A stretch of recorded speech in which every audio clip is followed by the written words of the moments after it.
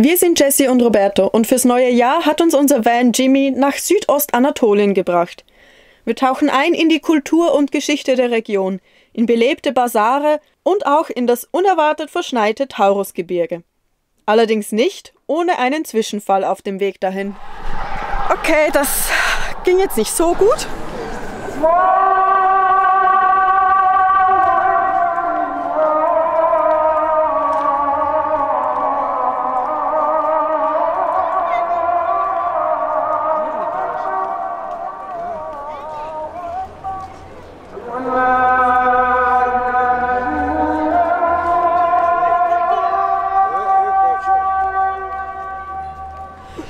Willkommen zu unserem ersten Vlog im Jahr 2022. Wir hoffen, ihr seid alle bestens gerutscht.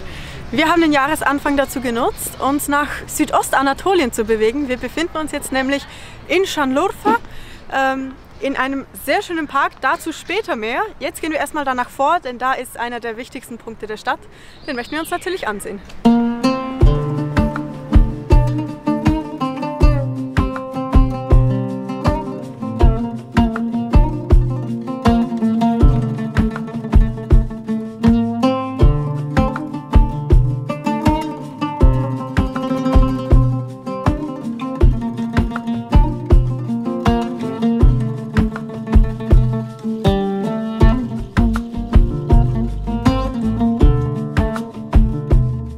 Wir befinden uns hier nun in der Mevlidi Halil Cami, einer Moschee, die wohl der Geburtsort von Abraham sein soll. Der Prophet findet ja in allen 3 Buchreligionen eine wichtige Rolle.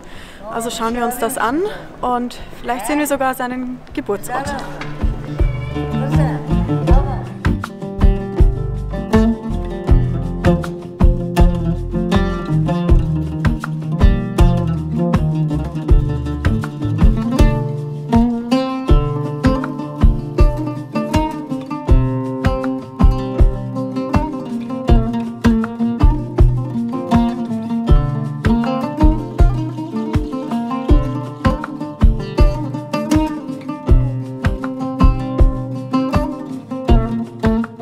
Der Legende nach wurde der Prophet Abraham hier hinten in einer Höhle geboren, denn zu der Zeit herrschte hier König Nimrod und er fühlte sich in seiner Macht bedroht und ließ deswegen alle Neugeborenen töten. Damit das nicht mit Abraham passiert, hat seine Mutter ihn eben hier in dieser Höhle geboren und 7 Jahre lang versteckt, um ihn eben zu schützen.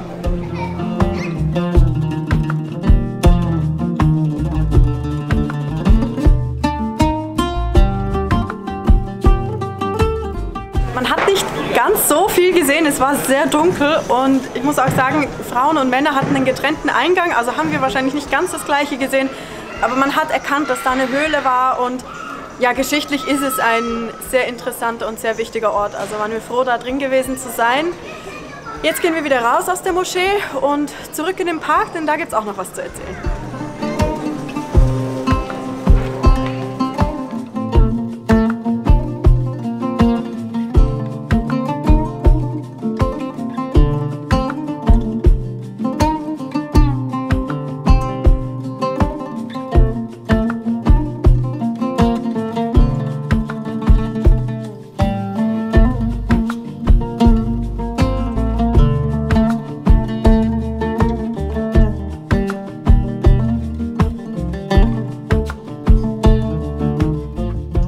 Wir sind zurück im Park und zwar an einer sehr wichtigen Stelle. Über 1 Million Muslime besuchen diesen Ort jährlich aus der Türkei oder auch aus anderen Ländern. Wir sind hier nämlich am Fischteich und der Überlieferung nach hat sich nämlich Abraham in die Tochter des König Nimrod verliebt. Dem passte das gar nicht und er stürzte ihn hier ins Feuer. Gott rettete ihn aber und verwandelte die Flammen in Wasser und die Holzscheite in Karpfen. Der Karpfen ist heilig und es gibt hier in diesem Teich und in den Kanälen rundherum wahnsinnig viele davon, Hunderte, wenn nicht Tausende. Und man darf ihn sogar füttern. Das Wasser zu trinken oder auch zu fischen ist nicht gestattet. Der Legende nach passieren schlimme Dinge demjenigen, der das tut. Aber ja, man sieht, der Teich wird rege besucht und hat eine große Bedeutung für die Menschen.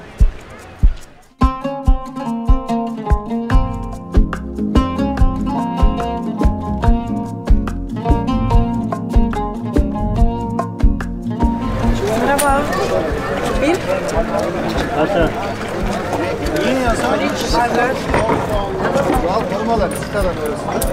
Teşekkür ederim. Muss ich natürlich auch machen.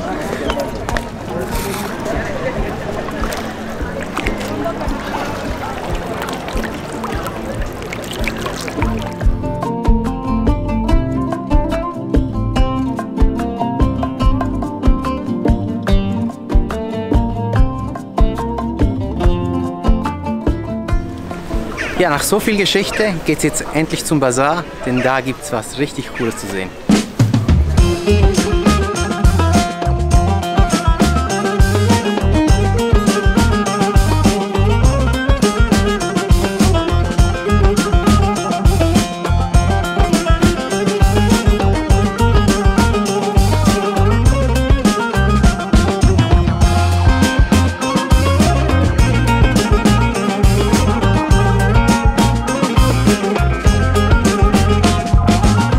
Wieder mal richtig viel los hier, aber man merkt schon, das ist eher so ein traditioneller Bazar und ja, es gibt alles. Also ich glaube, da finden wir alles, was wir wollen.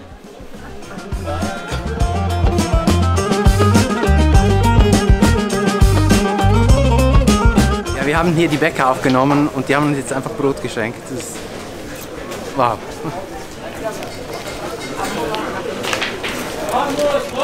Mmh. Richtig lecker. Hm?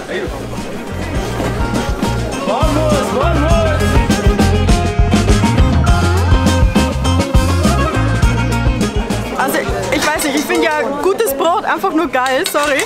Aber das hier ist so, der innere Teil ist ein bisschen dünner und hier außen ist es so richtig luftig.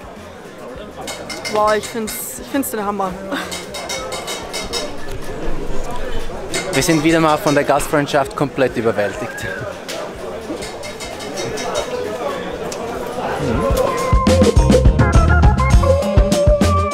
Oh, yes. And what is? What it is here? Domata. Yes. Oh, it's so good. This is so good. Oh. Yeah. Hot? Yeah. No, normal. Chili? No, normal. Normal, yeah.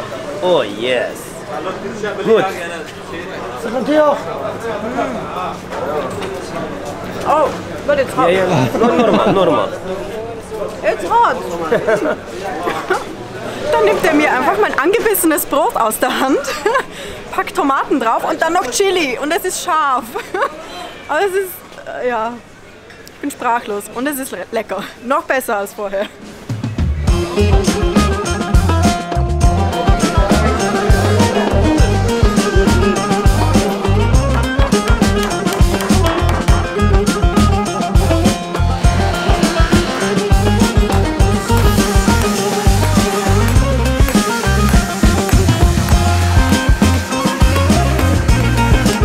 Offensichtlich sind wir hier in der Straße angelangt, wo alle Handwerker sind. Da wird geschliffen, gehämmert. Ja, es ist so spannend hier wieder mal.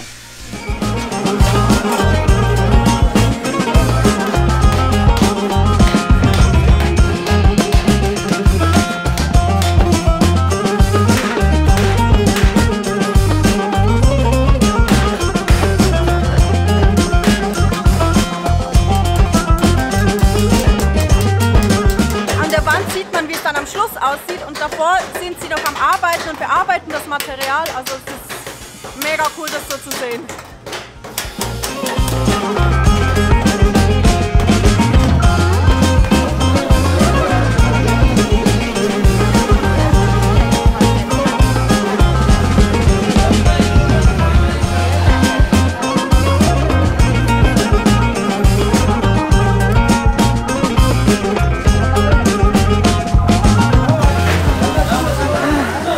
Wir haben wieder zugeschlagen. Ich habe 2 Tücher gekauft. Ich habe hier nur das Grüne, also brauche ich noch ein paar andere Farben. Und jetzt haben wir, warte mal, einmal in beige und einmal in, keine Ahnung wie man es nennt, aber in schön. Weiter geht's.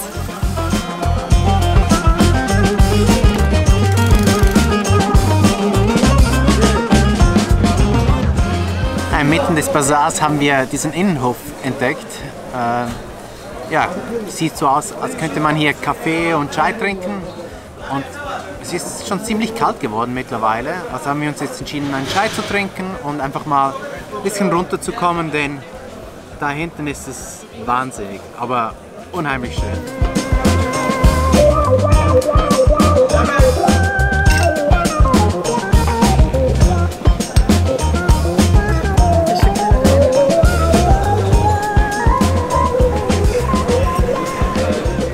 Gestärkt und können jetzt zum Van zurückgehen. Wir gehen nochmal durch den Bazar durch, denn wir sind ja mittendrin und wir sehen uns wieder, wenn wir zurück zu Hause sind.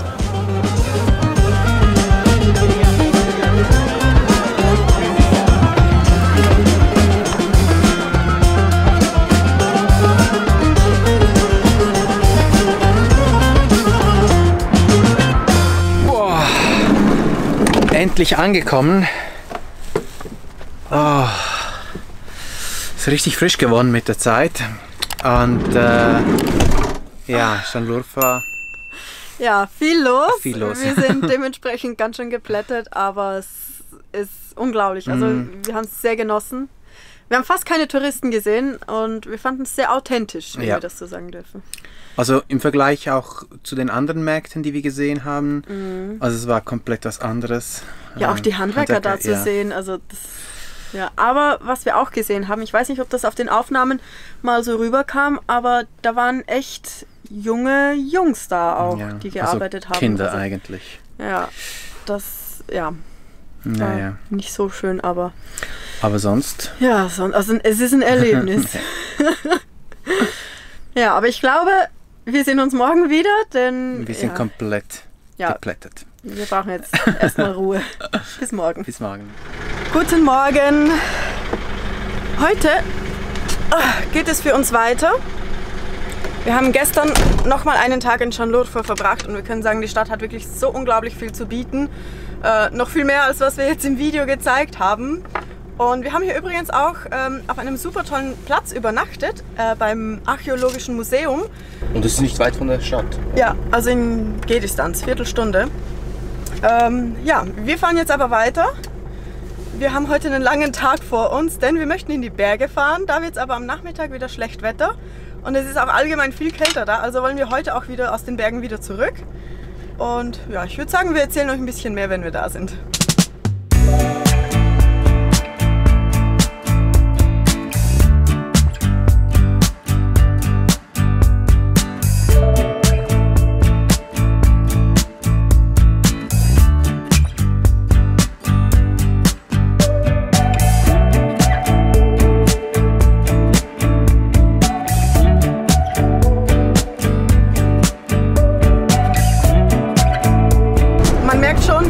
Ostanatolien ziemlich anders ist als der Rest der Türkei, den wir halt die letzten Wochen gesehen haben. Ja, also auch schon in Urfa oder Şanlıurfa war ja der Charakter ganz anders, aber auch hier die Landschaft ist viel karger und dabei sind wir gerade mal auf 700, 800 Metern Höhe, also ja, trotzdem, es ist nicht sehr grün, sehr viel Stein und da vorne sind schon die Berge, wo wir hinfahren und die sind mit Schnee bedeckt zum Teil, also ja, ich hoffe, die Straßen sind gut genug, dass wir da hochfahren können. Wir freuen uns auf jeden Fall und ich glaube, da hinten ist auch schon die Spitze des Berges, wo wir hinwollen. Aber mal sehen, also es ist auf jeden Fall sehr spannend.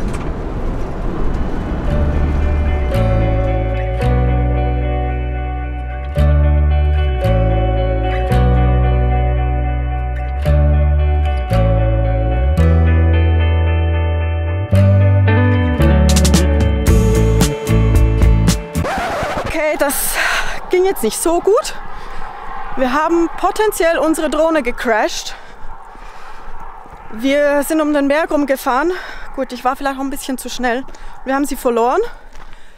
Und jetzt soll sie da hinten irgendwo sein. Ja, wir müssen die jetzt suchen. Immerhin haben wir noch das Signal. Und wir sehen unseren Pfeil mit der Fernbedienung. Und ob wir uns nähern oder weiter entfernen. Ja, ich werde jetzt nicht vor der Kamera fluchen, aber das ist richtig blöd. Ja, wir gehen jetzt mal da hoch und hoffen, sie zu finden. Irgendwo da hinten ist sie. Aber ja, mit der Fernbedienung, die Jessie jetzt hat, die ist schon voraus, kann man sie, glaube ich, ziemlich gut lokalisieren. Mal schauen, ob wir sie noch finden oder nicht. Ich glaube, Jessie hat sie gefunden. Wie? Ist sie ganz? Ja.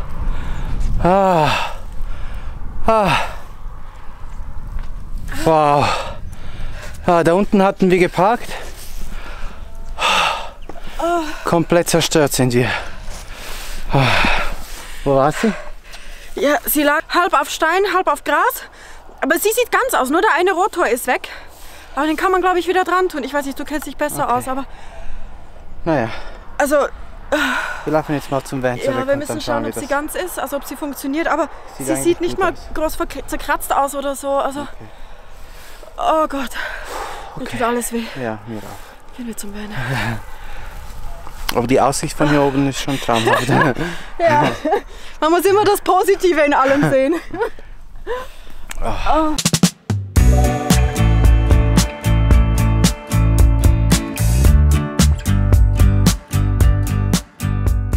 Wir sind schon auf ziemlich abenteuerlichen Straßen unterwegs. Es ist richtig steil geworden mittlerweile.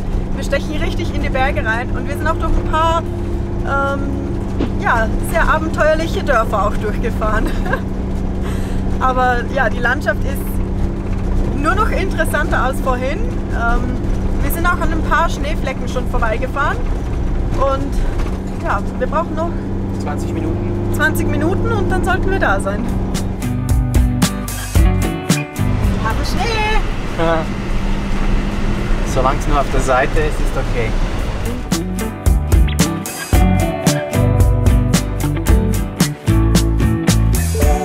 Ich dachte schon, für uns gibt es dieses Jahr keinen Winter, aber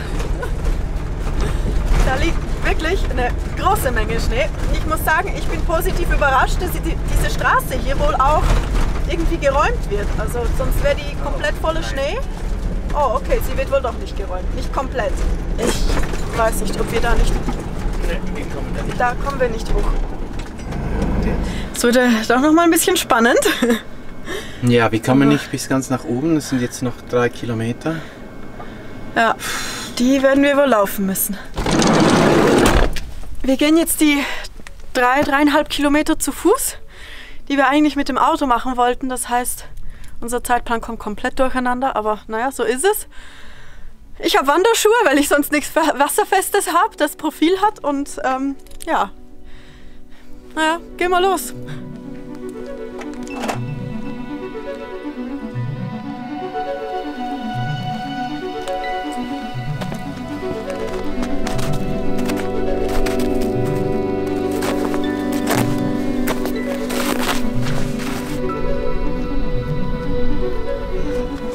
Schau mal, da vorne sieht man es schon.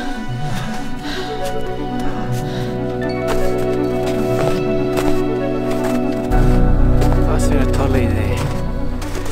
Meistens bin ich ja für die Sehenswürdigkeiten zuständig. Und ich finde es toll, dass Roberto diese Sachen immer mit mir mitmacht. Auch wenn ich mal vielleicht nicht hundertprozentig alles recherchiert habe und nicht im Voraus weiß, dass hier Schnee liegt und wir so viel zu Fuß gehen müssen. Naja, sind auch schöne Plätze. Ja, ich glaube, es lohnt sich.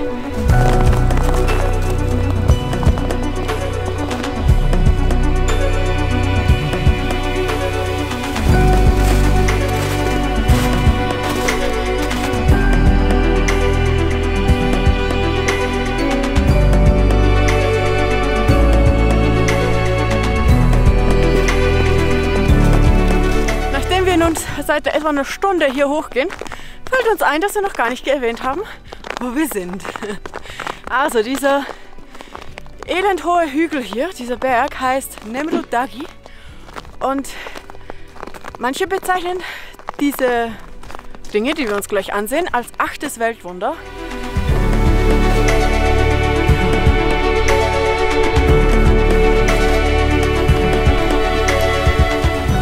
Also Auch wenn man nicht mit dem Auto bis zum Parkplatz kommt, es ist trotzdem jemand hier, der Eintrittsgeld entgegennimmt. Es sind 2,15 € mit dem aktuellen Kurs, also eigentlich völlig in Ordnung. Und man kann immer noch trotz Schnee alles ansehen. Also gehen wir jetzt zur, ich glaube, Ostterrasse, Ostseite. Dann machen wir den Bogen um den Berg und dann geht es wieder zurück.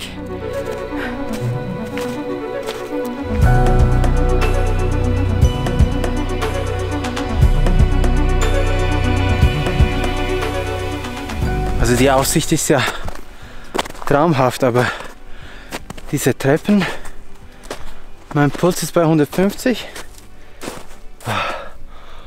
und es geht noch ziemlich weit nach oben. Hört ihr das? Man hört absolut gar nichts. Wir sind ganz alleine auf dem höchsten Berg hier in der Region. Wir sind auf 2100 etwas Metern, knapp 2200 und haben so eine traumhafte Aussicht. Also nur schon dafür hat es sich gelohnt. Das ist unglaublich, diese Schneelandschaft.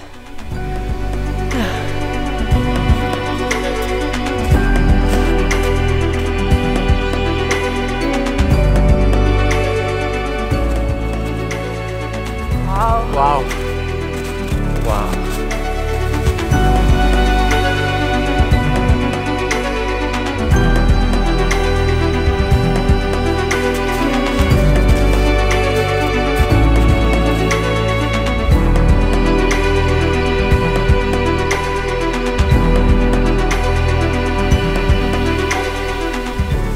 Der Berg Nemrut hat eine ganz besondere Geschichte, wie auch diese Statuen hier vermuten lassen. Kurz vor Christus nämlich herrschte hier der König Antiochos und er beschloss kurzerhand, sich zum Gott zu erküren oder ernennen. Und ja, er wollte die griechische und die persische Mythologie damals vereinen mit sich als Gott und als Oberhaupt dieser neuen Religion. Und dann ließ er hier diesen Berg errichten. Das hier hinten ist ein Tumulus, der aus Kies besteht oder etwa faustgroßen Steinen. Und hier vorne sind Statuen seiner verschiedenen Gottheiten und von sich selbst natürlich auch.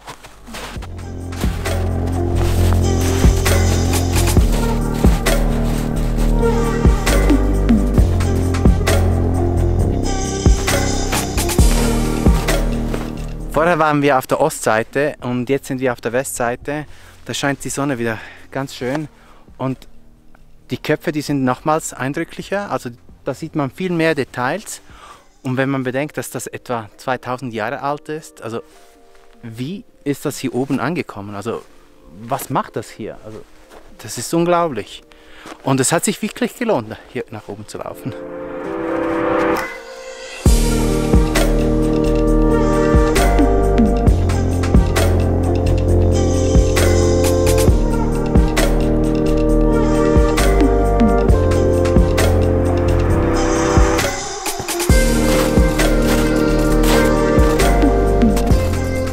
Der Gipfel von Berg Nemrut ist eigentlich ein Geröllhaufen. Der wurde hier aufgeschüttet, denn man vermutet, darunter befinden sich Gräber, vielleicht sogar das Grab von Antiochos selbst. Man weiß es aber nicht, denn wenn man schaufeln würde, würde das ganze Geröll runterkommen und die Leute unter sich begraben. Und auch mit Scannern konnte man nicht erkennen, was da drunter liegt. Drum, das wird wohl sicher noch lange ein Rätsel bleiben. Ja, ich glaube, wir machen uns langsam auf den Rückweg, denn die Sonne verkriecht sich langsam, es wird dunkel und es wird auch richtig kalt.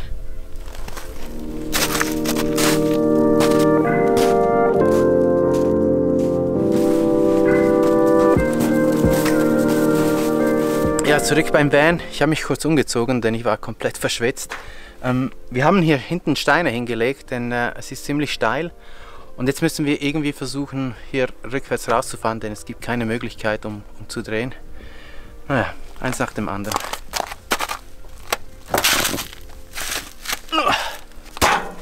Und wir können so lange nicht drehen, bis wir hier hinter mir an dieser Kreuzung sind. Wir konnten gerade umdrehen, also fahren wir wieder vorwärts. Irgendwie recht angenehm. Ziemlich lange. Ja, und dann kam uns noch ein Auto entgegen oder wollte in dieselbe Richtung wie wir, aber ja. Jetzt fahren wir ja eigentlich in die Richtung, die wir jetzt weiterfahren wollten. Ich weiß aber nicht, ob wir es bis dahin schaffen, da wir ja viel später unterwegs sind als geplant. Ja, wir müssen einfach mal sehen, wo wir landen.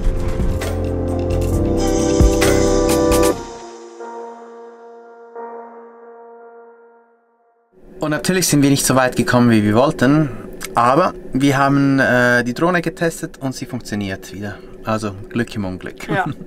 Wir wärmen uns jetzt noch was zu essen auf und verabschieden uns für diese Woche. Wir sehen uns nächste Woche wieder. Wir hoffen, es hat euch wieder gefallen. Bis dann. Aua. Was ist da passiert? Oh oh, komm nicht mehr raus. Ich wollte die Kamera hier hinstellen, aber...